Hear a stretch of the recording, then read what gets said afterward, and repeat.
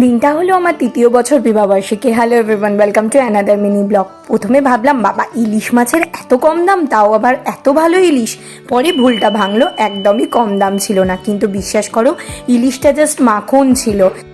বাজার দোকান করতে করতে 2টো বেজে যায়। 2টোর সময় মায়ের হাতে এসে বলি যে এবার তোমায় রেঁধে খাওয়াতে হবে ভেটকি পাতুরি, ইলিশ মাছের ভাপা, চিংড়ি মাছ। মা অলরেডি রোববারের মাটন বসিয়ে ফেলেছিল। মা কখনো মুখে না বলে না, ভবিষ্যতে যেন মায়ের মতোই হতে পারি। এই ছিল মায়ের হাতের ভেটকি পাতুরির প্রিপারেশন, যা ছিল অসাধারণ।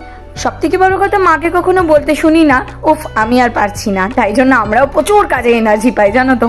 তো যত কথা তত কাজ, রান্না বান্না এখানে শুরু। অলরেডি আমার জন্য ইলিশ মাছ ভেজে তার ঝাল রেডি, কারণ আমি কাঁচা ইলিশ খেতে পারি না।